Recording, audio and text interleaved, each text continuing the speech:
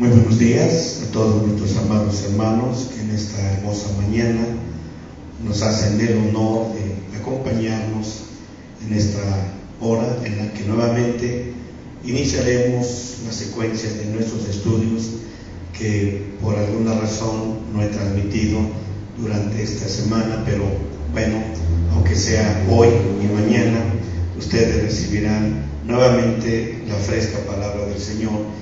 Y agradezco al Señor, ¿verdad?, la oportunidad que nos da de estar en este momento. Les doy un saludo muy afectuoso a todos y cada uno de ustedes, que de una manera u otra, en forma directa o diferido, ustedes estarán teniendo el privilegio de recibir esta enseñanza. Bien, los invito a que, como siempre, sin el Señor no somos nada, no conocemos nada, no somos nada, no tenemos ningún lugar a donde ir. Por lo que vamos a invitarlo, mostrarle estas palabras como verdaderas y muy ciertas. Oramos. Bendito Padre Dios, Señor, reconocemos en este momento, Padre Dios, que no somos nada sin ti. No tenemos otro lugar a donde ir, Señor Dios, porque el único camino eres tú, Señor. Habrá muchos caminos, pero ninguno lleva al camino que tú señalaste, Padre eterno. Déjanos tener la determinación y la decisión de seguir por estos caminos, mi Dios, llenos de grande verdad, llenos de grande alabanza. Señor, caminos de vida, caminos de verdad, caminos de paz, de reconciliación. Déjanos seguir tus pasos, Maestro. Déjanos seguir detrás de ti, aún en medio de nuestras vicisitudes, defectos y traspiés, pero queremos seguirte, mi Dios. Bendícenos en este momento, Señor, con tu presencia, con tu bendición. Te doy gracias por cada uno de mis hermanos, Padre eterno, que van a sintonizarnos en este momento. Yo te ruego, Señor Dios, que nos des la capacidad y la humildad, Señor Dios, de seguirte, Señor. Nuestros amados hermanos que a través de internet y que ellos conocen, Señor, esta página, Señor, nuevamente tu palabra se abre como una oportunidad para ellos. Te ruego, pues, que tú los bendigas, mi Dios, y que traigas para ellos, mi Dios, el gozo y la satisfacción de tu verdad y tu palabra. Señor, muchas gracias. Gracias en este nombre glorioso, en el nombre glorioso de nuestro Señor Jesucristo. Gracias, mi Dios. Amén, amén, amén. Bien, mis amados hermanos, pues hemos estado siguiendo, como ustedes recordarán, acerca de cómo guardar nuestras vestiduras espirituales. Es un tema que he venido predicando durante ya varias lecciones, varias clases, y pues hemos estado hablando acerca del arrebatamiento, cómo va a ser el rapto. Empecé por ahí. Luego, más adelante, estuve hablando con ustedes acerca de crecer espiritualmente. También estuve hablando con ustedes acerca de los dos tipos de salvación que son importantes para cada uno de los creyentes. Y pues lamentablemente, tristemente, muy poca gente conoce o sabe o ha oído acerca de esas dos salvaciones. No es que sea una doctrina extraña, amados hermanos, no es una doctrina extraña, no es algo que yo estoy inventando, que estoy sacando de mi imaginación. Todo tiene conceptos bíblicos. Si ustedes buscan tener estas predicaciones, pues las van a encontrar fácilmente a través de volver a regresar, ¿verdad?, a donde están estas predicaciones. Si ustedes ya no las encuentran, manden un mensaje de alguna manera para que yo pueda enviarles, ¿verdad?, a su página de ustedes estas predicaciones y puedan ustedes tener la secuencia de todo ello, porque es muy importante, mis hermanos. Cuando estuve hablando también sobre crecimiento espiritual, les hice ver a cada uno de ustedes la importancia tan trascendental de lo que significa que después de que ustedes están creciendo, ahora viene el vestir esta estatura espiritual. Hay que vestirla. Así que precisamente estamos hablando de estos vestidos espirituales. Ahora, mis hermanos míos, déjenme ir a un punto interesante donde pueda llevarnos también a la segunda vestidura. Ustedes recordarán que la primera vestidura que estuve hablando con ustedes fue vestidos de humildad. Vestido de humildad. Les dije a ustedes que existen 9 vestimentas espirituales. Es decir, estas 9 vestiduras debemos nosotros vestirlas. Probablemente, mi hermano, cuando hablamos de este tipo de cosas, uno pensaría que a lo mejor va uno a parecer una botarga, ¿verdad? Apenas y pudiendo caminar con este tipo de vestimentas tan pesadas posiblemente. No estoy hablando de ello. Todos son formas que Dios habla en su palabra a través de metáforas, alegorías, símbolos de todo tipo, parábolas, formas figuradas, espirituales, etcétera, de las cuales debemos nosotros entender a qué se refiere el Señor cuando habla de ello. Y la palabra de Dios no miente cuando dice acerca de vestiduras en plural, no dice vestido en singular. Así que la siguiente vestidura que vamos a empezar a estudiar el día de hoy es los vestidos de alabanza, ¿sí? La vestidura de alabanza. Así que para ello pues vamos a comenzar con un texto bíblico en Isaías capítulo 61 versículo 3. Si ustedes ya están ahí, vamos a tratar de observar lo que el Señor está diciendo. No quiero ya regresar a hacer alguna referencia de los vestidos de humildad, porque ya fue la primera que ya traté de enseñarles, pero de alguna forma, mis hermanos, puedo solamente decirles, como estaba mencionando hace un rato, no son vestidos que yo voy a esperar que bajen del cielo y me los midan, y que si me quedaron grandes o me quedaron chicos, hay que mandarlos otra vez allá arriba con la costurera celestial para que me los ajuste. No se trata de eso, ¿verdad? Estoy hablando de vestidos de humildad que nosotros debemos demostrar. Tenemos que demostrar que esos vestidos de humildad están sobre nuestra estatura espiritual. Miren, mis amados hermanos, aquí hay algo que me interesaría mencionar. Estos vestidos espirituales, mis hermanos, son características que evidencian mi crecimiento espiritual. Es decir, conforme voy creciendo espiritualmente a la estatura del varón perfecto, hermanos, entonces va siendo necesario las evidencias, los frutos que va ocasionando ese crecimiento espiritual, y por consecuencia Dios empieza a demandarme, ¿verdad?, que cubra esa estatura espiritual de Cristo dentro de mí con vestidos, en este caso de humildad. Y los vestidos de humildad, pues miren, en una forma tan sencilla, voy a decirlo de esta manera, en una forma tan sencilla, debo inmediatamente asumir que Dios es mayor que yo, que Dios es toda justicia, que Dios es santo y puro, aún pese a las desavenencias que puedan traer daños o perjuicios, si así lo quieren decir, a mis intereses personales. Obviamente Dios no hace ese tipo de maldades. Dios simplemente nos bendice, y cuando nos lleva por los lugares altos para después llevarnos a los lugares bajos, es ahí en los lugares bajos, mis amados hermanos, donde nosotros perdemos nuestros vestidos de humildad. ¿Por qué? Porque inmediatamente nos levantamos en un orgullo y arrogancia, pensando que Dios no me tiene en el lugar que yo merezco.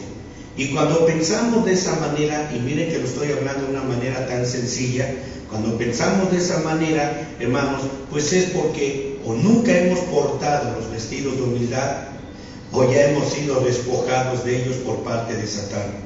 Así que, amados hermanos, yo les ruego que ustedes tengan mucho empeño en estar al pendiente de esa manifestación, tanto interna como externa, de que ustedes portan esos vestidos de humildad a los que tanto estoy hablando.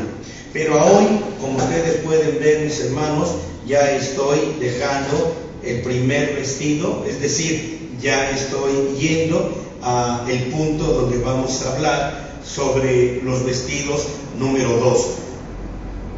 el segundo vestido de nosotros, el segundo vestido que necesitamos y que Dios nos pide, es un vestido de alabanza. Vamos a trabajarlo. Buenos días, hermano Fabián, ahora sí ya lo puedo ver aquí. Buenos días, que el Señor lo bendiga. Así que ahora tenemos aquí, mis hermanos, ya les hice una pequeña remembranza del primer vestido. ¿Cuál es? Vestido de humildad. Ahora vamos a trabajar con el número 2, vestido de alabanza. Recuerden ustedes que les dije desde un principio que vamos a hablar sobre los 9 vestidos que Dios quiere con que cubramos nuestra salvación. Vamos a tener que usar 9 vestidos para cubrir la salvación. Y pues de alguna manera, hermano, esto no va a ser tan rebuscado, porque ustedes van a encontrar inmediatamente la forma y la manera en que ustedes van a hacer uso de esos vestidos y cómo vienen a su vida de usted para cubrirlo, es decir, de la teoría a la práctica. Espero que Dios me dé la capacidad de poder llevarlos inmediatamente a esa experiencia. Vamos a ver en Isaías 61:3 y vamos a comenzar hablando sobre esta segunda vestidura. Ya lo dije, vestidura número 1, vestidos de humildad. Número 2, que vamos a estudiar a partir de ahorita, la vestidura de alabanza. Número 2, vestidura de alabanza. Dice pues así la palabra de Dios en Isaías 61:3: a ordenar a Sión a los enlutados, para darles gloria en lugar de ceniza, óleos de gozo en lugar de luto, manto de alegría en lugar del espíritu angustiado, y serán llamados árboles de justicia, plantío de Jehová, para gloria suya, para gloria de Dios. Quiero que vean y pongan atención en esta parte, porque dice aquí, manto de alegría en lugar de espíritu angustiado. Déjenme decirles aquí cómo es que está refiriéndose acerca del manto de alabanza, que es la segunda vestidura de nuestro adorno espiritual para la esposa. Cuando en medio del dolor, amados hermanos, buscamos el consuelo de Jesucristo en lugar del consuelo mundano. ¿Cuál es el consuelo mundano? Pensemos cuántas veces cuando Dios nos lleva por situaciones difíciles, de tristeza, situaciones de quebrantamiento, de enfermedad, de escasez, de pobreza. Amados, ustedes tienen que recordar siempre que Dios trabaja a través de montes y valles. Eso nunca lo van a cambiar, ni orando de la mejor forma y manera, ni rogándole a Dios y derritiéndote en oración delante de Dios. Tú nunca vas a poder cambiar esa forma en la que Dios nos lleva a vivir experiencias espirituales en Él. De manera que cuando estamos en el monte, en la montaña, en la cúspide de la montaña, la mayor parte de las veces, si no tuvimos una buena enseñanza abajo en el valle, hermanos, nuestra actitud, nuestro comportamiento cuando Dios nos lleve al monte, va a ser una actitud totalmente infantil, donde no vamos a poder apreciar, ni tuvimos aprecio por la enseñanza que Dios nos dio. Déjenme mostrarles aquí en el pizarrón un poquito algo de esto, para que ustedes puedan observar cuáles son los principios de cómo Dios trabaja, cómo Dios hace las cosas. Por ejemplo, como siempre lo hago a través de una balanza, pues déjenme volver a empezar con una pequeña balanza aquí. Voy a poner aquí solamente una balanza para que ustedes puedan verlo. Ojalá y puedan apreciarlo a través de mi pobre camarita, que no puedo hacer acercamientos. Pero vamos a ver, por ejemplo, en el lado de Dios, Dios siempre principia. Dios tiene el principio con nosotros, en este caso, con los lugares bajos. Lo voy a escribir así grande. los lugares bajos, es decir, valles. Este es el lado donde Dios principia contigo y conmigo. Dios siempre va a comenzar con humildad. Dios siempre va a comenzar con pobreza. Dios siempre va a comenzar con todos los lugares opuestos de los lados puestos. En este caso es ahí donde vemos nosotros el principio de Dios en la vida de cada creyente, de cada cristiano. Amados, cuando nosotros somos llevados a diferentes etapas, donde Dios nos lleva por lugares humildes, por lugares de escasez, etc., ya no debería de ser para nosotros sorprendente cuando en el avance que tenemos como cristianos, Dios nos hace llevar otra vez a esos valles. Ya no debería de extrañarnos, porque esto debió haber sido el principio, es decir, nuestro nacimiento espiritual con Cristo, cuando aceptamos a Jesucristo como Señor y Salvador. No comenzó, mis hermanos, en un reinado, no comenzó en un palacio, no comenzó en una cuna de pañales de seda, no comenzó, mis hermanos, con la exaltación. Dios siempre comienza con la humildad, Dios siempre comienza con la humildad, para después llevarnos a los lugares exaltados. Primero Dios da humildad, luego nos lleva a los lugares exaltados. Ahora, en el lado, aquí estoy poniendo acerca de Dios. Ahora vamos a ver aquí a Lucifer o a Leviatán. Lucifer, en este caso, él siempre principia con exaltación.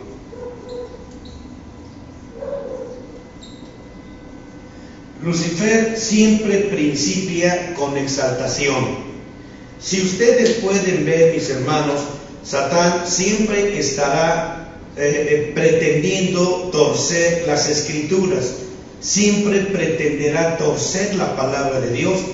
Así que, de alguna manera, mis hermanos, les he dado un versículo bíblico en el libro de Isaías, en el capítulo 5, versículo 20. Si van ustedes a su Biblia, lo que pasa es de que yo no he sacado mi Biblia todavía, ya estoy listo para salir a otra iglesia dentro de cuando termine aquí. Déjenme sacar mi Biblia, pero si usted la tiene ahí, vamos a ver ese capítulo 5 de Isaías, versículo 20. Quizá no me lo sé de memoria, pero déjenme tratar de repasarlo. Cuando dice que hay de los que a lo bueno le dicen malo, y a lo malo le dicen bueno, y así sucesivamente empieza hablando de cómo se tuercen las Escrituras. Así que, hermanos míos, esto pueden darse cuenta cómo trabaja Lucifer. ¿Qué es lo que él hace con ese versículo de Isaías 5:20? Cuando tú estás en el dolor, mi hermano, cuando Dios te lleva al dolor, Satán viene inmediatamente de una manera sutil, con una voz delicada, suave, apacible, imitando la voz de Dios, como hemos visto, por ejemplo, este domingo. Él trata de imitar, y ¿sabes qué cosa te dice? ¿Y eso que eres un hijo de Dios? ¿Y eso que eres cristiano? Y mira cómo te tiene Dios. ¿No es justo? ¿Tú que tanto has hecho por Dios? ¿Tú que tanto te esmeras por exaltar a Dios? ¿Tú que tanto te esmeras por enviar tu diezmo, enviar tu ofrenda al pastor y todo aquello? Y mira, a final de cuentas, qué Dios tan malo, mira dónde te tiene. Y ahí es donde, hermano, perdemos nuestras vestiduras. Ahí perdemos nuestras vestiduras al ponerle oídos a Satán. De manera que, amados, cuando Dios nos lleva a la tribulación, estoy hablando de tribulaciones que padecemos aquí en la vida. No estoy hablando de la gran tribulación de 3 años y medio. Estoy hablando de aspectos de tribulación donde Dios nos hace experimentar diferentes tipos de dolor y sufrimiento. Ahí es donde debemos aprender. Ahora, déjenme ir a este punto donde necesito mostrarles entonces ese principio de Dios en nuestra vida. No voy a detenerme mucho aquí en esto, aunque debería de hacerlo, porque esto es muy trascendental en la vida de cada cristiano. Así que vamos, miren, por ejemplo, Dios empieza en el valle. luego nos lleva a la montaña, luego de ahí viene otro valle, luego viene la otra parte de la montaña. Así que nuestro principio, voy a escribirlo aquí, este principio está señalado aquí en donde Dios comienza con nosotros. ¿Para qué? Para escalar y llegar a la parte alta de la montaña. Cuando Dios nos lleva a la montaña, mis hermanos, déjenme decirles en muy pocas palabras, porque esto es tan enorme el tema, puedo decirles que por eso se llama el camino crucificado. Cuando muchas veces oímos sobre camino crucificado, como que sentimos algo así como escalofríos y decimos, ¡ay, camino crucificado! Pastor, ¿por qué no le pone mejor camino de exaltación, camino de vida, camino de triunfo y victoria? ¿Por qué no le cambia eso de camino crucificado y mejor le pone camino de exaltación, el camino a la victoria, camino al éxito, camino a la prosperidad? No, mi hermano, porque Dios no va con esos conceptos y principios. Dios comienza con el camino crucificado. Y cuando hemos pasado un tiempo en ese camino crucificado, cuando venimos aquí, aunque el camino crucificado, lo aclaro y lo especifico, el camino crucificado es ambas cosas, los caminos de humildad y los caminos de exaltación. Y eso es un continuo proceso, todo el largo camino que nosotros vivamos aquí en esta vida como cristianos. Ahora, entonces, cuando Dios nos lleva aquí, mis hermanos, Él nos lleva para adquirir las vestiduras que Él quiere darnos. Y cuando subimos a la montaña, hermanos míos, déjenme ilustrárselos de esta manera, cuando entonces Dios nos lleva a la montaña, y cuando estamos aquí, hermanos, y cuando levantamos nuestras manos, entonces lo que nosotros vamos a hacer es resplandecer con el tipo de luz, de gloria, de exaltación que Dios, para dárselo a Dios y para que los hombres también, o sea, la humanidad, pueda darse cuenta de cuán bendecido fui cuando Dios me llevó a los lugares de quebrantamiento, de soledad, etcétera. Cuando yo subo a la montaña, cuando el Señor me permite subir a la montaña, es porque los vestidos que Él me hizo vestir en ese lugar fueron verdaderamente adecuados, aceptados, reverenciados por mi vida, en donde los acepté total y absolutamente. Entonces Dios empezará a llevarme a la montaña para de esta manera. Ahora aquí tengo que mostrarles esto. Y cuando subimos a esta parte de la montaña, vamos a lucir, y la palabra lucir, a lo mejor yo quiero usarla para una palabra en el buen sentido, presumir. Permítanme usar esa palabra, presumir, para poder decir, a lo mejor en lugar de presumir, debo de usar la palabra manifestar. Yo creo que es más aceptable. Para manifestar ante los ojos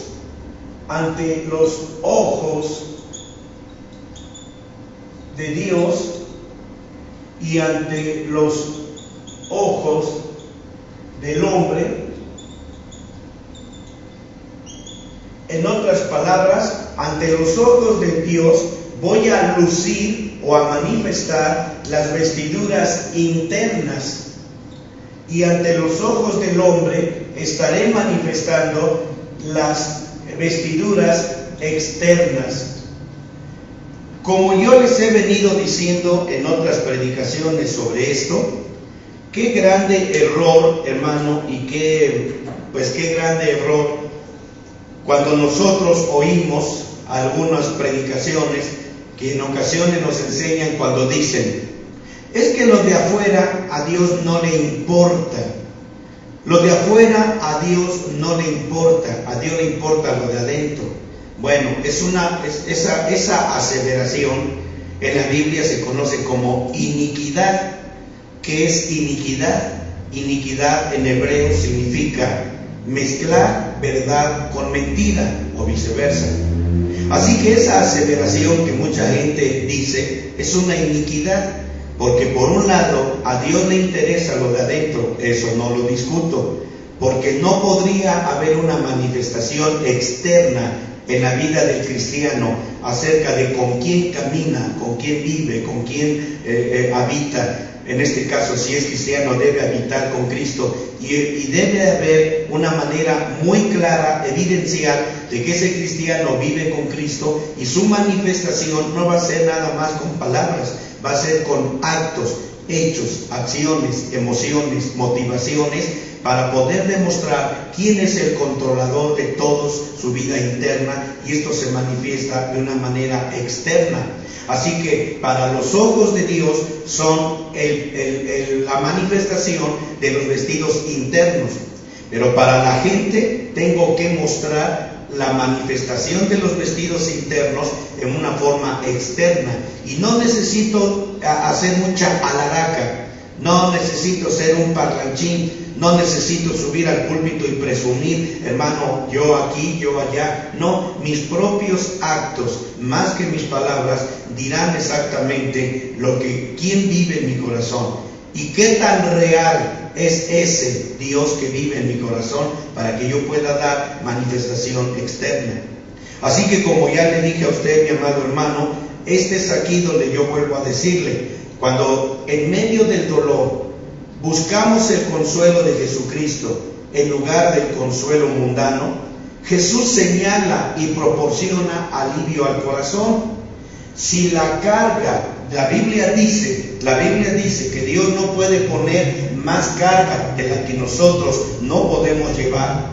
Toda esta carga, mis hermanos, yo la voy mire, afortunadamente dibujé 3 valles para poder ilustrar lo que voy a decir. Digamos que la carga, voy a usar los 3 lugares para que usted pueda apreciar lo que estoy diciendo. Digamos que la carga que Dios va a poner al principio con usted es del 30%. Pero cuando usted ha estado trabajando delante de Dios con esa carga del 30%, cuando usted suba, su resplandecer, su luz de gloria que la gente va a poder mirar en usted, va a ser evidente. Luego usted tiene que volver a bajar, va a volver a bajar, y cuando Dios lo lleve en este nivel, usted va a tener de parte de Dios una carga del 60%. Dios no podía haber comenzado con usted con una carga del 60%. Estoy usando estos conceptos para que usted pueda entender qué es lo que estoy tratando de decirle. Luego usted volvió a subir a la altura, y vea usted, intencionalmente voy a poner el dibujito más grande que este, y su gloria va a ser más grande todavía. Luego Dios lo va a hacer descender, y usted va a llegar otra vez aquí a este lugar donde ahora va a tener una carga del 100%, y así sucesivamente. Es como se entiende cuando el Señor dice: Dios no puede poner una carga mayor que la que no podemos llevar. A lo mejor esto le haga pensar, como algunas personas cristianas en algunas ocasiones me han dicho, ¿verdad? Me dicen: uy, hermano, pues ¿sabe qué? Yo definitivamente no me gustaría crecer espiritualmente. Le digo: caray, ¿por qué, hermano? Pues porque crece mi responsabilidad delante de Dios. Pues porque voy a tener más compromisos con Dios. Además, el sufrimiento, como usted lo está diciendo, va a ser cada día más pesado, va a ser más grueso, va a ser menos llevadero. Pero no, hermano, al contrario, ¿verdad? Si yo me pongo en mi mente a pensar que quiero construir un edificio de 100 pisos, y como cimientos voy a poner solamente una hilera de ladrillos, una hilera de tabiques como cimiento, y luego ya de ahí empiezo a construir, hermano, ya sabe a dónde quiero llegar con este pensamiento. Dios no es un tonto, Dios sabe lo que Él va poniendo en ti, y los fundamentos y la resistencia del fundamento se va adquiriendo en los lugares cuando Dios nos lleva a estos lugares, cuando Dios nos lleva ahí. Ahora, déjenme decirles a ustedes, y voy a usar un término bíblico, a lo mejor hasta donde voy ahorita usted puede pensar que no estoy usando términos bíblicos, pero voy a usar entonces un término bíblico. ¿Qué cosa fue lo que hizo Dios con Job? ¿Qué cosa hizo? Vamos a tomar un principio para que podamos manejar esto que está en el pizarrón. Digamos que aquí tenemos a Job. Job empezó a recibir de parte de Dios un mundo de bendición, y sin embargo, Job, a pesar de estar aquí, él alabó y glorificó a Dios. Él tuvo un buen principio, tuvo un maravilloso principio. Cuando empezó a ver que sus criados fueron muertos, su ganado fue robado, sus hijos murieron en una fiesta que estaban haciendo, y sentados sobre cenizas, y miren ustedes, cenizas de humildad. Hasta ahí Job tenía su vestido de humildad bien puesto. Sin embargo, ustedes recuerdan, estaba con un tiesto rascando su cuerpo de una sarna maligna, y vean ustedes todo esto. Luego, cuando vino su mujer, recuerdan ustedes qué palabras fueron: maldice a tu Dios y ya muérete. ¿Qué tanto estás reteniendo tu integridad delante de ese Dios que dice que te ama, que dices que te ama mucho? Mira en qué condición te ha puesto. ¿Saben a quién representa? La esposa de Job representa a Leviatán. Es una representación de Leviatán. No estoy diciendo que la esposa de Job sea personalmente Leviatán, es una demostración. ¿Y saben qué cosa sucede? Así es cuando Dios nos lleva a esos lugares.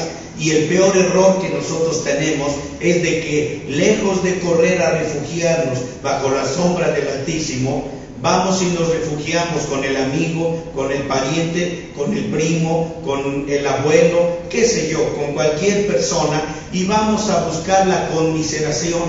Ayúdenme, miren cómo estoy, miren en qué situación me encuentro, véanme dónde estoy ahorita. Y la gente inmediatamente, mis hermanos, como no tiene la misma sabiduría que tú en la palabra de Dios, como no tiene el mismo conocimiento en la palabra de Dios, entonces ¿sabes qué hace?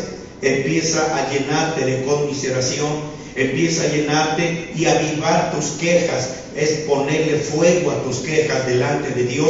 Y vean a lo largo de la historia de la vida de Job, él empezó a lanzarle fuego a Dios, fuego de quejas, fuego de que Dios era inmisericordioso, que Dios no le había dado lo que él merecía, y empezó a quejarse tanto de Dios como de sí mismo. La situación en la que Dios lo sometió fue tan crítica que hasta su hermosura perdió, cuando él decía: ¿quién me viera en otros tiempos, cuando pasaba por las plazas y alegraba el corazón de las viudas, y las doncellas se admiraban de mi gallardía, pero ahora véanme convertido en nada?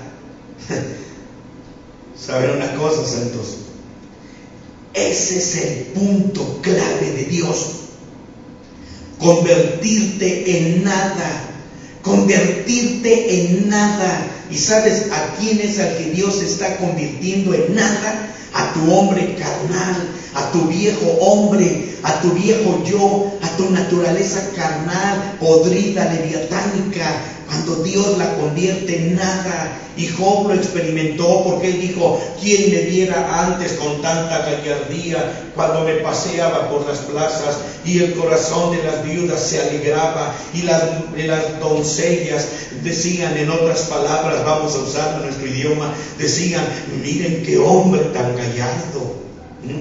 Pero a él decía: pero ahora véanme en qué condición Dios me ha dejado. Y ahí estaba siempre Leviatán abrazándolo, diciendo: ¿ya viste? Y tú todavía retienes tu integridad, y tú todavía lo quieres amar, y todavía quieres diezmar, y todavía quieres ofrendar, y todavía quieres esto, y todavía quieres glorificarlo y alabarlo. Y recuerdan ustedes las palabras victoriosas que él dijo al final de sus 38 capítulos: de oídas te había oído, Señor, de oídas te había oído, pero resulta que ahora mis ojos de entendimiento se han abierto y ahora puedo ver el motivo, la razón de tu caminar en esas sendas antiguas, en esas sendas del dolor y el placer, el dolor y el placer, el dolor y el placer. Ahora entiendo claramente tus propósitos y tus motivos.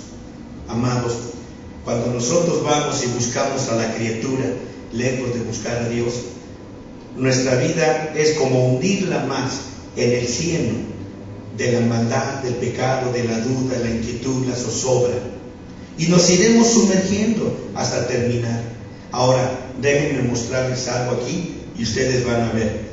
Jesús es el que va a señalar.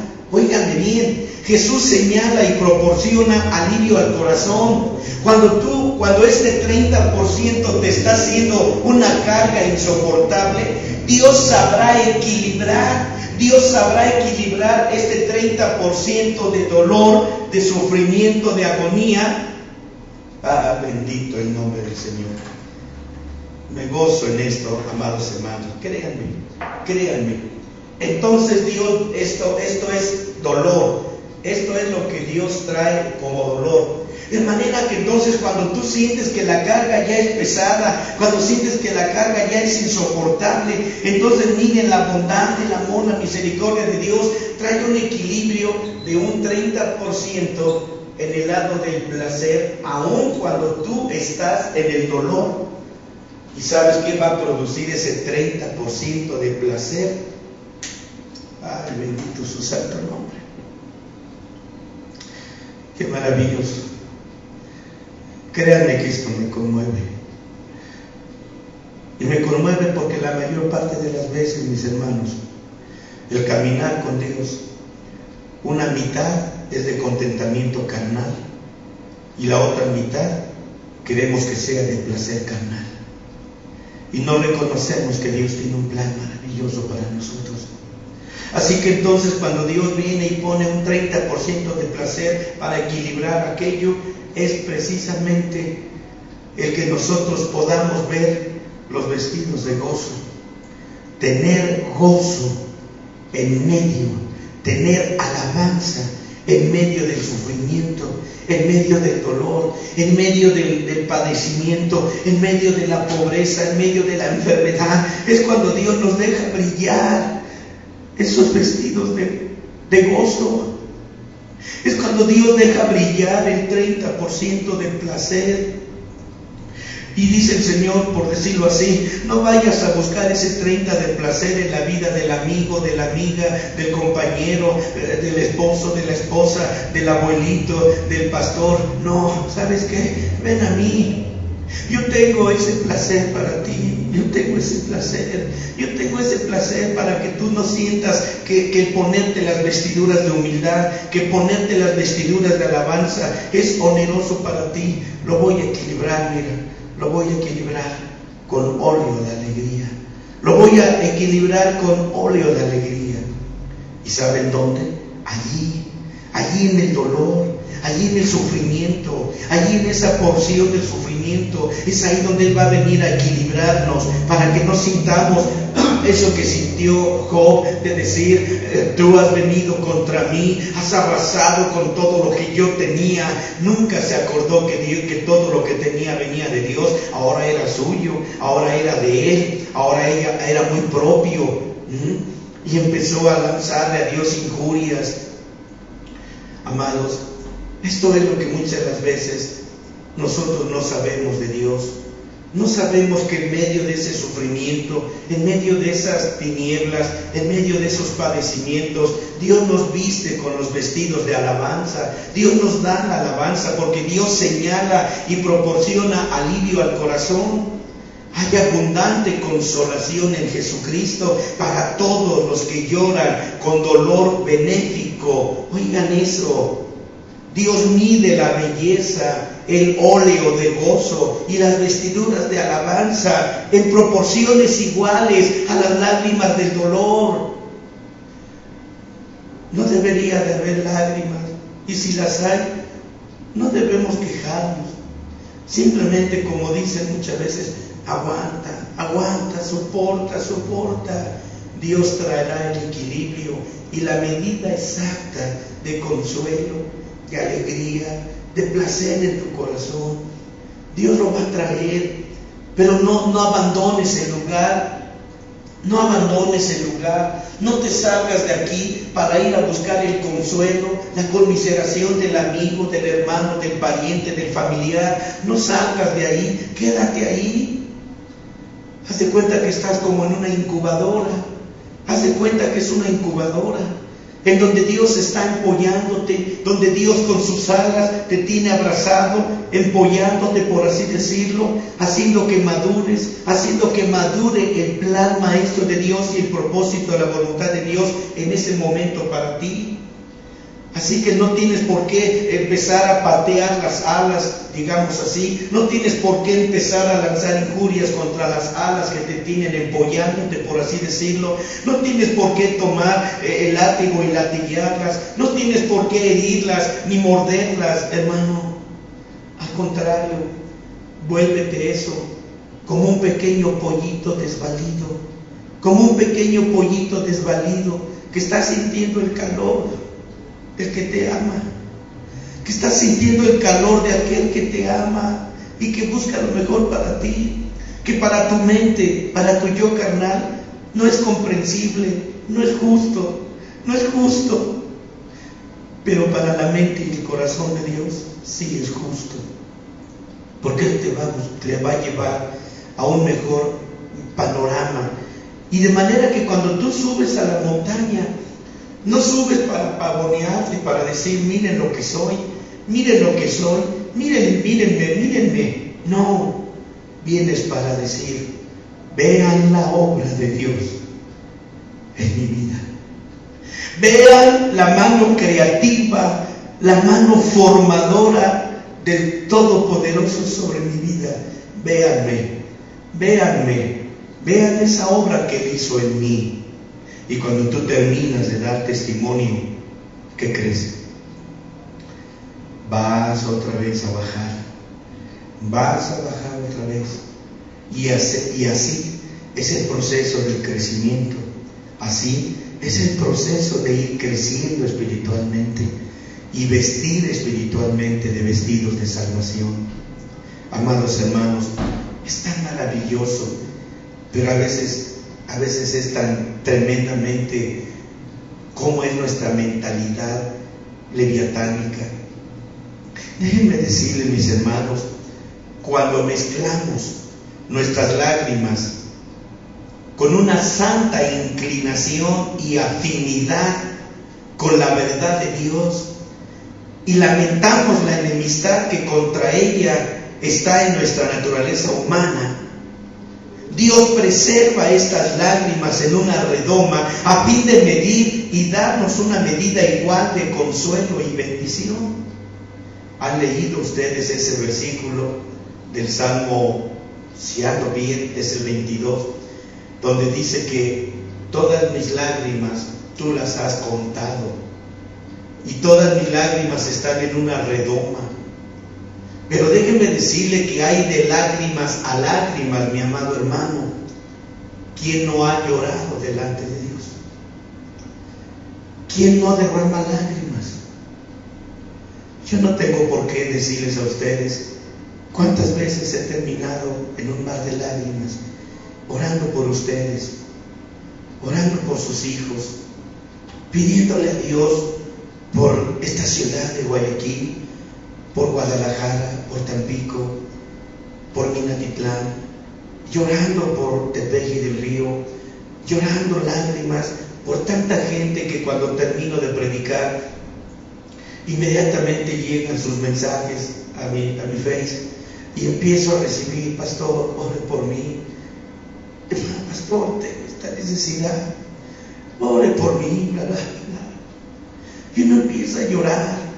Pero esas lágrimas van mezcladas con el plan maestro de Dios, con la voluntad de Dios. Son afines, son lágrimas afines al plan maestro de Dios. Y estas lágrimas, mis hermanos, Dios las va guardando en una redoma. Dios las va guardando en una redoma porque así como puede ser la cantidad de lágrimas que ustedes están viendo aquí, es un ejemplo, entonces Dios pone el otro lado, y entonces es cuando Dios equilibra tus lágrimas con el placer, el consuelo, la felicidad de saber que Dios está trabajando en tu vida. Cuando Dios te lleva a esos lugares, no es porque Dios te ha abandonado. Miren un ejemplo que alguien una vez me platicaba a mí. Un maestro de una escuela bíblica me decía: mira, Dan, quiero contarte una anécdota. Le decía yo: sí, pastor, dígame. Había un niño en su casa donde tenía una ventana que miraba hacia la calle, a la calle, al jardín. Y dice que el niño vio cómo había un bulto blanco que estaba adherido ahí al muro o a un árbol. Y dice que llamó a su papá y le dijo: papá, ven, quiero que me digas qué es eso que está allí. Y entonces el papá le dijo: es un capullo, hijo, es un capullo. El niño le dijo: ¿qué cosa es un capullo? Bueno, dice: mira, un gusanito que iba arrastrándose, sorteando todos los obstáculos y peligros que le representa a un gusano, aún así se arrastró, llegó al árbol, empezó a sacar un hilo de seda y empezó a formar el capullo. Se encerró en él y le dijo el niño: ¿y por qué hizo eso? Si no está muerto. Dice: no está muerto. Era necesario que formara su capullo para que de esta manera, ahí adentro, se forme una hermosa y maravillosa mariposa que con el paso de los días va a salir y va a alegrar los campos floridos. El niño dijo: ya quiero ver a mi mariposa. Se adueñó de ella, ¿verdad? Y el papá le dijo: no, todavía no es tiempo. Así que el niño iba todos los días a mirar su mariposa que estaba en el capullo. Y dice que en un momento determinado vio que el capullo sufría ciertas convulsiones y movimientos bruscos. El niño empezó a decir: mi mariposa está sufriendo, mi mariposa está sufriendo. Así que ni tardo ni perezoso buscó la manera de treparse y llevando unas tijeras cortó el capullo, lo bajó del lugar donde estaba adherido, lo empezó a abrir con las tijeras y al abrirlo, la mariposa no había completado su metamorfosis. Así que el niño lloró amargamente y asustado aventó aquella cosa que no había llegado a cumplir el plan maestro de Dios y el propósito de la voluntad de Dios para esa gélida que ya no terminó. ¿Cuál es la moraleja? Creo que usted lo entiende. La moraleja es esta: cuando Dios lo lleva aquí, no faltará quien venga con las tijeras y diga: oh, pobrecito hermano Fabián, pobrecita hermana Leticia, pobrecita hermana Silvia, pobrecito hermano pastor, yo voy a salvarte, yo te voy a salvar. Aquí traigo las tijeras para cortar todo eso que Dios ha puesto alrededor de tu vida. Mira cómo estás, mira cómo te tiene. Y empiezan a cortar. ¿Y saben qué es el resultado? Una metamorfosis que no llegó a su plenitud. Un cristiano que fue sacado de su capullo, dígase así, antes de que Dios terminara su plan maestro y propósito de su voluntad. Amemos los momentos en los que Dios nos lleva a esos lugares de sufrimiento. Amémoslo. Y si hay lágrimas, que sean lágrimas de resignación silenciosa, que sean lágrimas donde nuestras lágrimas alaben a Dios y no vayan envueltas en querellas, en un mundo de quejas en contra de Dios. Señor, si tú me quieres tener así, sea hecha tu voluntad, que sea tu voluntad y no la mía. Hermanos, Si Jesús hubiera muerto allí en el Getsemaní, si Jesús hubiera muerto en el Getsemaní, la salvación de la humanidad hubiera sido como este capullo que fue arrancado antes de tiempo. Si Jesús hubiera muerto en el Getsemaní, y Jesús estaba dispuesto a morir por respeto a Dios, por reverencia al plan maestro de Dios. Pero ¿qué cosa dijo él? Señor, que no sea mi voluntad, sino la tuya. Yo no estoy diciendo que evites que yo vaya y sufra todo lo que voy a sufrir. Si aquí o ahorita estoy sufriendo la muerte misma, pero no la muerte en el lugar indicado donde tú dices que debo de morir. Estoy muriendo en un lugar, Señor, donde no habíamos acordado que tenía yo que morir. Permíteme ir, permíteme completar, por decirlo así, mi metamorfosis. Si voy a ser el Rey de Reyes y Señor de Señores, Padre, ¿qué va a suceder si yo muero aquí? Nunca seré llamado el Rey de Reyes y Señor de Señores, ni nunca tendré un nombre que es sobre todo nombre, no lo alcanzaré. Pero aún así, Señor, si tú así lo has dispuesto, no sea lo que yo quiera, sino lo que tú quieras. Y eso es lo que debemos aprender en este tiempo, santos. Nos quejamos, nos dolemos por ver las situaciones tan dolorosas y deprimentes y empezamos a murmurar contra Dios. Empezamos a lanzar palabras ociosas tales como: ¿por qué yo, Señor? ¿Por cuánto tiempo? ¿Cuánto tiempo debo aguantar? Y empezamos a hablar palabras ociosas y no hay lágrimas. Y si hay lágrimas, son lágrimas de resentimiento, lágrimas de queja, que no son esas lágrimas las que Dios va a recolectar en la redoma. No son esas lágrimas. Dios va a recolectar solamente las lágrimas que van unidas con un canto de alabanza y gratitud, diciéndole a Dios: Señor, gracias, gracias, Señor, por tenerme aquí. Gracias por tenerme aquí, Señor. ¿A dónde quieres más que vaya, Señor? Puedo ser como Pedro cuando tú les dijiste: ¿qué? ¿Ustedes también quieren irse? Pedro respondió humildemente y con un vestido de alabanza dijo: Señor, ¿a quién iremos? Si solamente tú tienes palabras de vida. ¿A quién más? ¿A quién más podemos ir? ¿A Platón? ¿A Pericles? ¿Podemos ir a esos grandes filósofos y pensadores?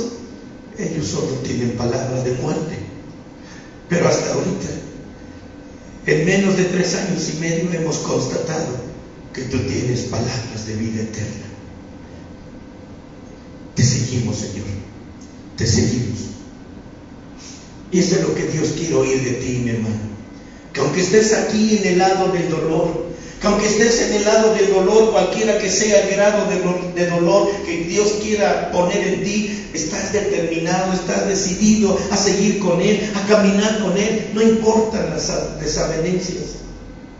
La riqueza verdadera no es el que tú tengas un mejor trabajo. La bendición de Dios es que tengas un trabajo, si bien no remunerado como tú ambicionas, pero tienes algo con lo cual tú puedes decir: Señor, esto que tú me das, Él lo he recibido de tu mano. Cuando yo termino de predicar cada semana, los domingos, para mí es un cansancio exhaustivo, exhausto.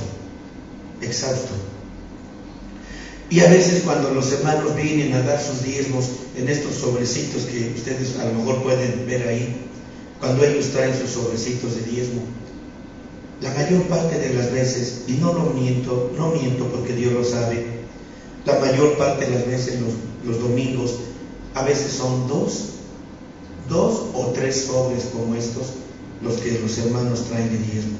¿Y cuánto hay en cada sobre?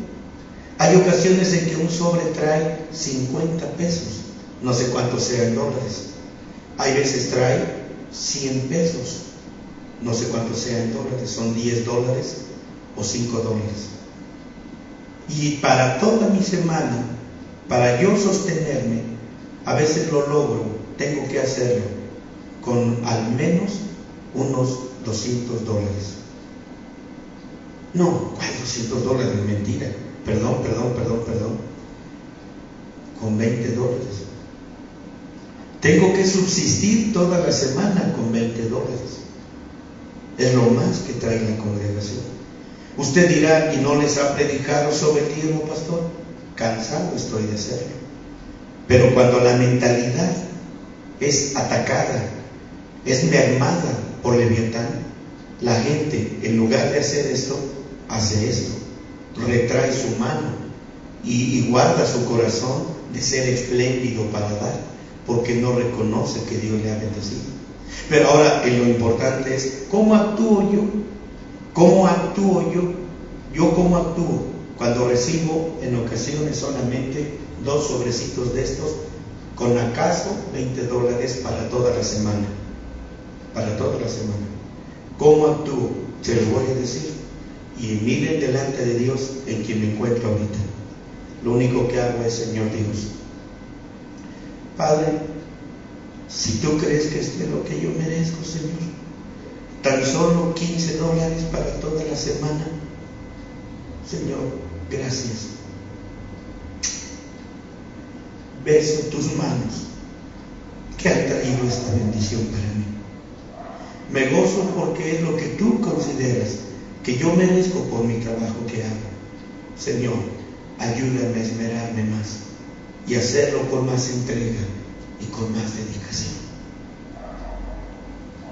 Pero no hago esto, vean, no hago esto. ¿Esto es lo que tú quieres, Dios, que merezco? ¿En eso valoras mi trabajo? Dios me guarde de hacer algo como eso.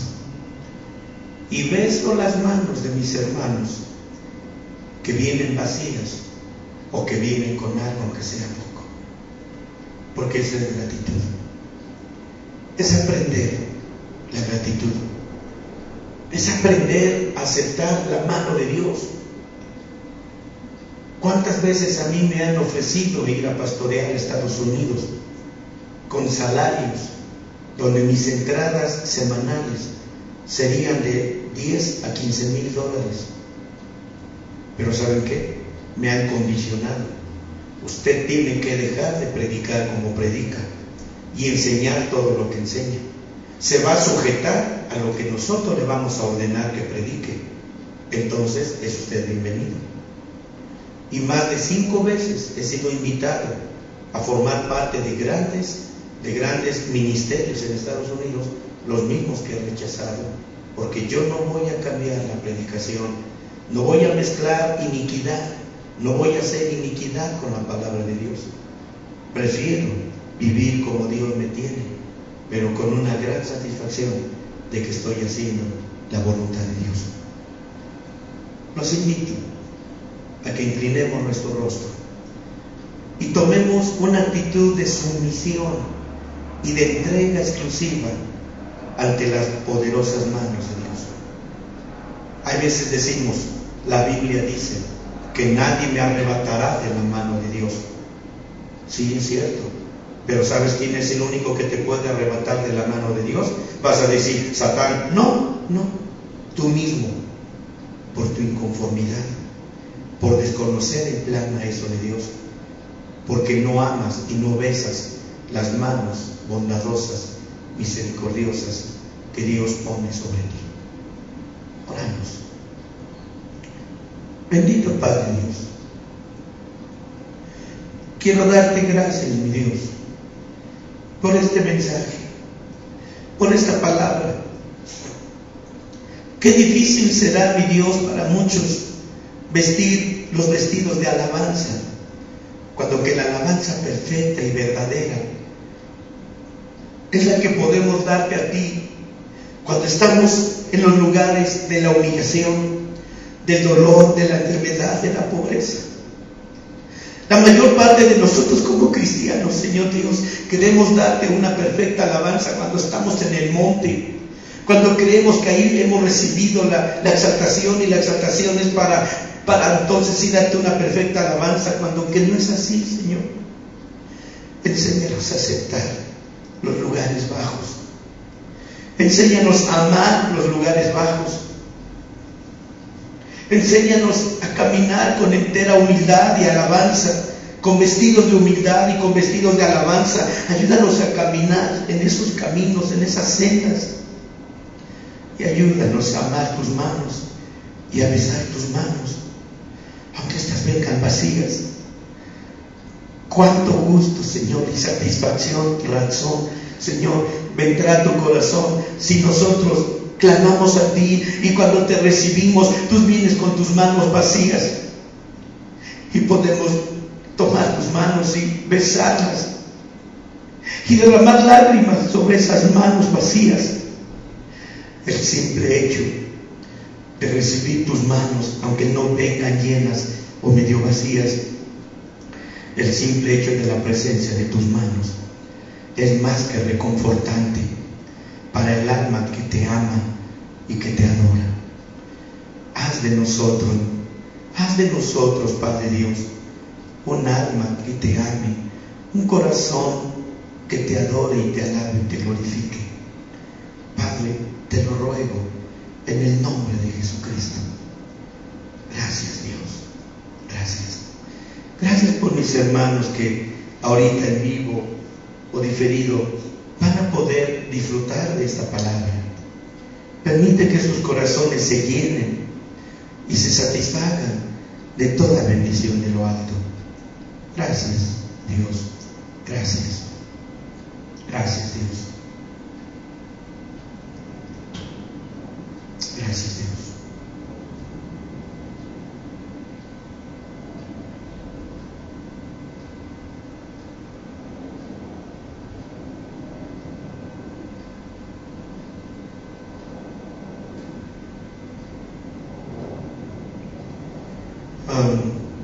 No entiendo muy bien su mensaje, hermano Fabián. No lo entiendo muy bien. No lo comprendo bien. Bueno, usted está escribiendo lo que no está bien, es que solo se espera recibir de un pueblo que no le ofrenda mejor. Amado hermano Fabián, Jesús ni siquiera jamás tomó un centavo de la bolsa. Jesús nunca le pidió cuentas a los discípulos qué hacían con las ofrendas.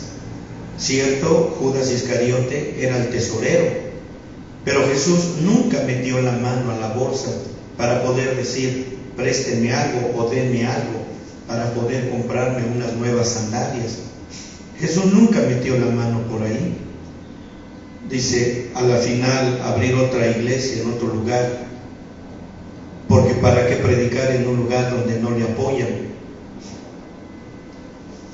Ese es precisamente, hermano, lo que necesitamos en nuestra mente. Tener una mentalidad donde nuestro servicio es exclusivamente para Dios y para los que tengan hambre y sed de la palabra de Dios. El ministrar la palabra de Dios, hermano, usted lo ha dicho muchas de las veces, ¿verdad?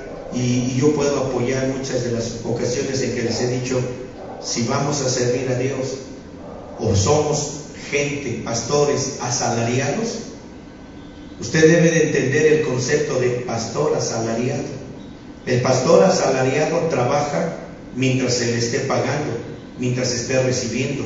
Pero dice la palabra de Dios, Jesús mismo lo dijo, que ese tipo de pastores asalariados no sirven a Dios ni sirven a las ovejas, sino son comerciantes de la fe. Y mientras haya dinero, ellos están contentos predicando la palabra. Pero cuando Dios de alguna manera les quita la provisión, aquellos ya no son los pastores, sino los lobos rapaces. Entonces Jesús nos enseñó todos estos principios.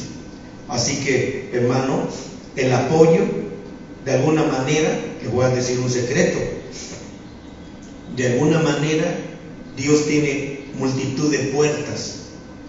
Y aunque uno no tenga que tocar esas puertas, Dios sabe cuál puerta Él va a abrir. Usted, desde Guayaquil, ha sido una puerta para bendecir mi vida. Y aunque ayer, por ejemplo, me decía la hermana Leticia, me decía, ¿por qué no pide también ofrendas con los hermanos de internet? Dios va a tocar sus corazones, mis hermanos. Yo no tengo por qué dejar de predicar. Mire, yo no tengo por qué dejar de predicar por el hecho de que la gente no me apoya. De alguna forma u otra la gente envía diezmos. Hay veces que dice que va a enviar y no lo envían. Dios lo sabe. No tengo nada contra ellos. No tomo una actitud renuente o rebelde contra ellos. Solamente Dios va a abrir otra puerta. Si aquella no se abrió, Dios tiene otra. Pero la Biblia nos enseña que si confiamos plenamente en Dios, o en quién confiamos, o en Dios o en la humanidad. Yo no confío en la humanidad, mi hermano. Le voy a decir un testimonio. Iba yo en el metro en una ocasión, iba viajando para ir a un lugar donde me invitaron a predicar. Donde fui a predicar, hermano, yo siempre he sido invitado a predicar en lugares muy pobres. ¿Ese es mi ministerio? No lo sé. Por un lado puedo aceptarlo y lo acepto. Ese ha sido siempre mi ministerio. Y cuando he podido ir a iglesias grandes, hermano, cuando he podido ir a iglesias grandes, y cuando digo de iglesias grandes, estoy hablando ya de una congregación de cerca de 1000 gentes. Estuve predicando, por ejemplo, en Tijuana, en la ciudad de Tijuana, y cuando estuve predicando ahí y recogieron la ofrenda, la gente viene y da la ofrenda. Para entonces, en esa iglesia tienen una mesa pequeña, y ahí tienen los ofrenderos. Y en los ofrenderos la gente fue y dejaron la mesa a un lado de mí. Cuando el pastor dijo, vamos a levantar la ofrenda, él dijo, vamos a levantar la ofrenda para agradecer a nuestro Dios la palabra que el pastor nos ha traído. La ofrenda que se va a levantar es para que el pastor supla sus necesidades. Bueno, en un momento dado, mi hermano, y ya he aprendido la lección, cuando vi el ofrendero que se derramaba por todos lados, y había dólares hasta de $20, y había dólares de más cantidad, de mayor denominación, y de rabo de ojo vi el ofrendero y dije, Dios, qué maravilloso, Señor. Ahora sí voy a pagar mis deudas. Así que no por esto digo que cambié mi entusiasmo para seguir predicando de la forma ordinaria. Y cuando terminé de predicar, ¿verdad?, el pastor se acercó y me dijo, pastor, muchas gracias por habernos traído esta enseñanza tan maravillosa, etcétera, etcétera. Y luego ya me dijo, una ofrenda de amor, hermano, nuestra ofrenda de amor. Me lo dio en un sobre blanco, y pues inmediatamente al tenerlo en mi mano, deduje, ¿verdad?, que no era lo que había en el ofrendero. Así que tampoco con esa ansiedad y esa desesperación quise ver qué había en el sobre. Ya el hermano que me llevó ahí me llevó al hotel donde los hermanos me hospedaban, y ahí fue cuando me acordé del sobre y lo saqué. Yo considero que más o menos a mi cálculo, como dicen algunos a ojo de buen cubero, pienso que habría cerca de unos $3,000. Así que entonces cuando me dio el hermano la ofrenda, me dio solamente el equivalente a unos $50. Es decir, había como 500 pesos en el sobre que me dio. El hermano me dijo, me habló por teléfono ahí al hotel y me dijo, hermano, los hermanos quieren que vuelva usted a regresar mañana para que nos dé otra enseñanza. Y aun cuando ya tenía yo otro compromiso, le dije yo que sí. Si ajustábamos el horario, le dije, con mucho gusto, pastor, con mucho gusto les comparto la palabra. La escena en el asunto de ofrenda fue exactamente el mismo. No cambié, hermano, porque yo no quiero ser delante de Dios un pastor asalariado. Quiero ser un pastor que viva para Cristo y para el servicio de la gente. Y déjame decir una cosa, mi hermano, afortunadamente, y bendito sea mi Dios, nunca jamás he tenido necesidad de ir a pedir a alguien, ni siquiera prestado, mi hermano, ni siquiera prestado. Les decía yo que cuando iba en el metro me encontré a una persona, era un matrimonio, se veían bien vestidos, pero en un momento determinado iban discutiendo, aunque sea a voz baja, pero se ve que iban discutiendo. Me tocó sentarme cerca de ellos, abrí mi Biblia para ir leyendo mientras viajaba. Ellos se quedaron mirando, que iba yo leyendo mi Biblia. El marido me abordó en sus palabras y me dijo: ¿usted es cristiano? Le dije: sí. Dice: ¿cómo me gustaría encontrarme a un pastor? Dice. Le digo: bueno, a lo mejor yo tenga la cualidad de ser un pastor, le dije. Y nos salimos del vagón y nos fuimos por ahí a un rincón y empezamos a dialogar por espacio de casi 2 horas. Llegué tarde donde tenía que predicar, pero al fin y al cabo prediqué. Entonces empecé a hablar con ellos, terminaron abriendo su corazón a Cristo. Ellos eran ex cristianos, hicieron su decisión de regresar a Cristo. Y cuando terminé de orar con ellos, ahí en medio de la gente que iba y venía, nos vieron que estaba orando por ellos. Entonces el hermano sacó su billetera y me dio una ofrenda de 2,000 pesos, o sea, $200. 2,000 pesos para mí era mucho en ese momento. Dije: Señor, no necesito estar enojándome con la gente que no me quiera apoyar. Dios tiene puertas abiertas de todas maneras. Dios abre puertas. Así que, hermano mío, simplemente esa es la verdad. Esa es la verdad.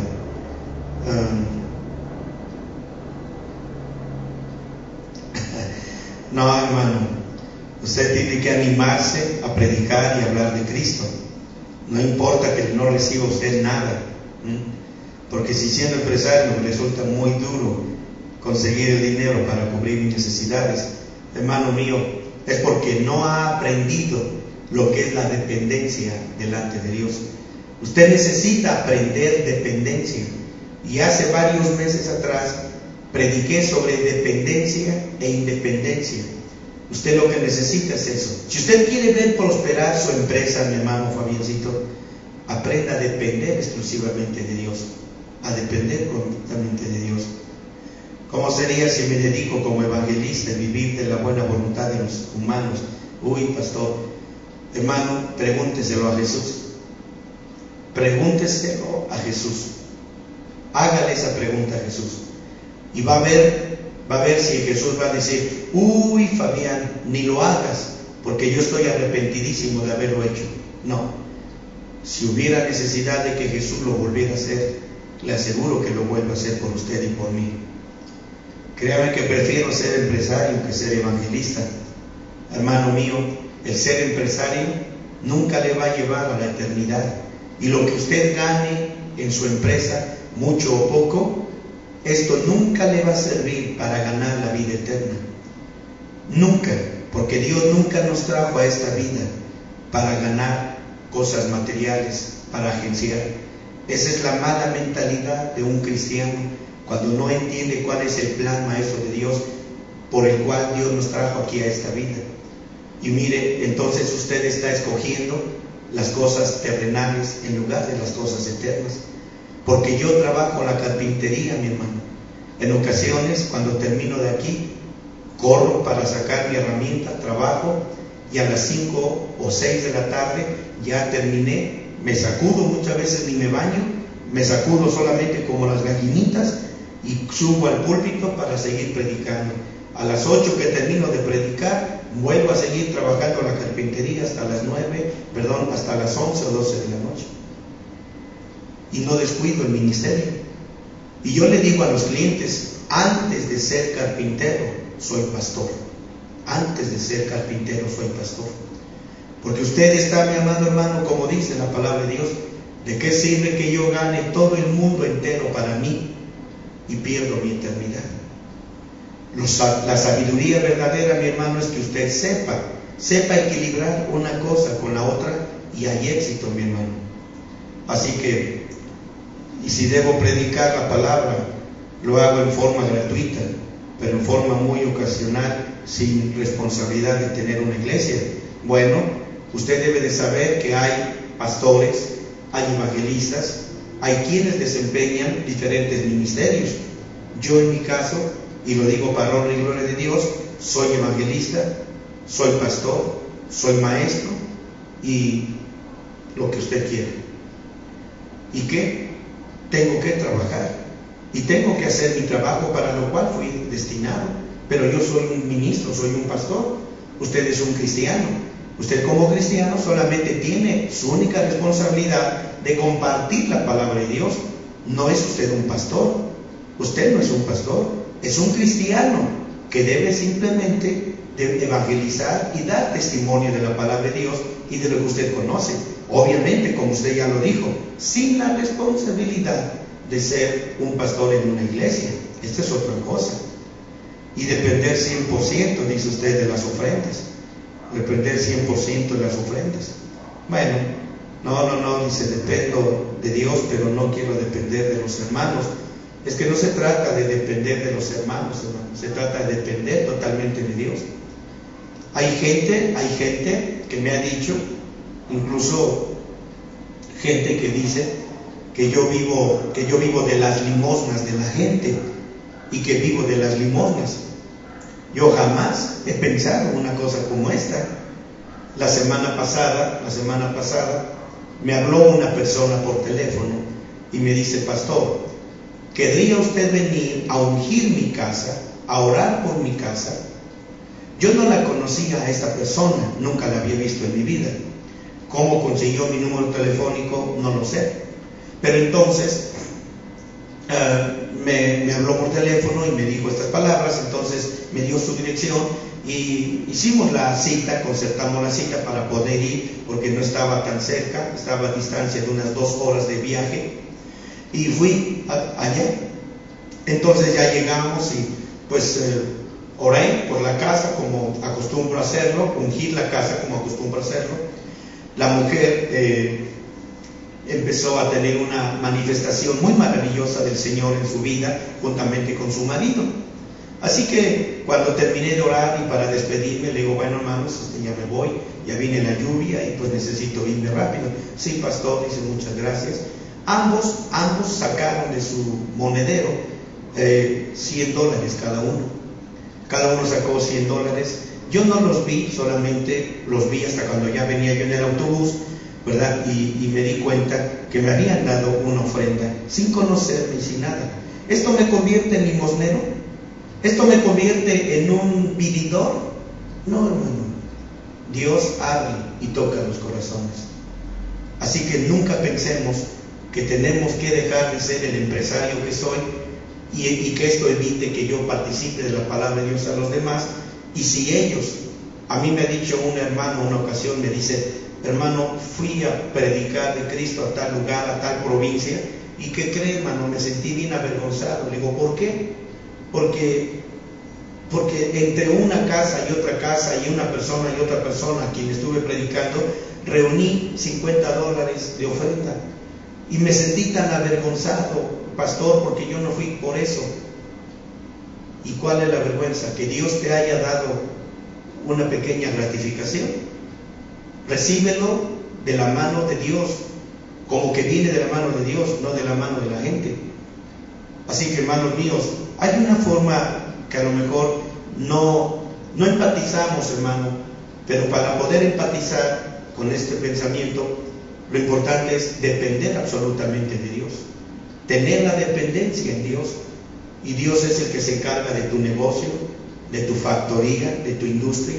Dios se encarga de los demás. ¿No acaso, hermanos, entonces dónde está aquello de sé fiel? Sé fiel. Yo soy fiel con los que me son fieles, dice el Señor. Yo soy fiel con los que me son fieles. Entonces soy fiel solamente porque Él hace prosperar mi compañía, porque hace prosperar mi industria. Amado, cuando tú te mueras, no te vas a llevar nada. Y mira, todo hiciste, amasaste dinero. Yo te recomiendo, mi hermano Fabián, yo te recomiendo que leas el libro de Eclesiastés de una manera más exhaustiva. Yo sé que lo has leído, pero yo te recomiendo leerlo de una manera más exhaustiva. Eclesiastés. Y ahí claramente la Biblia lo dice. ¿De qué me sirve tener 2 puños llenos y aflicción de espíritu? Hay que ver por qué es aflicción de espíritu. Dice: más vale un puño lleno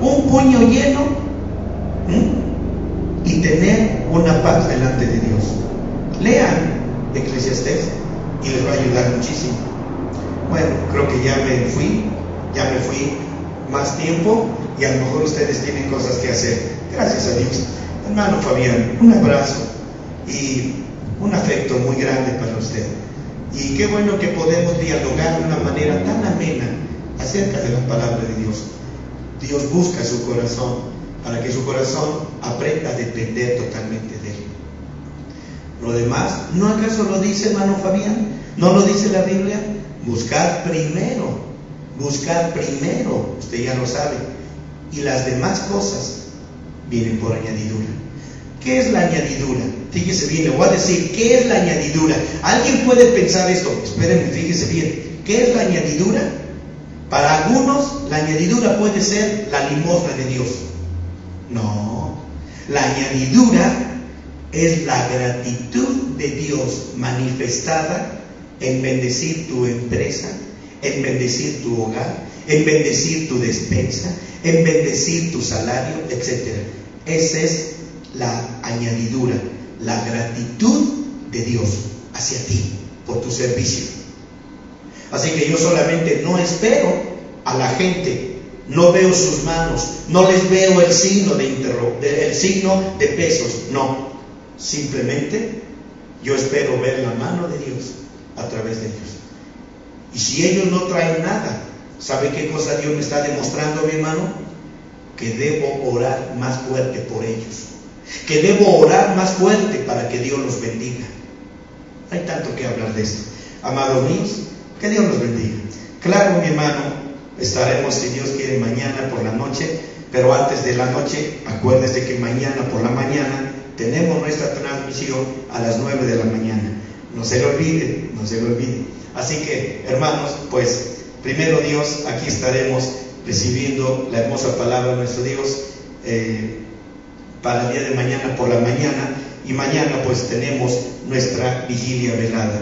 Que Dios los bendiga, que Dios esté con ustedes y que Dios los guarde y que sea un jueves maravilloso para ustedes y su familia. Bendiciones.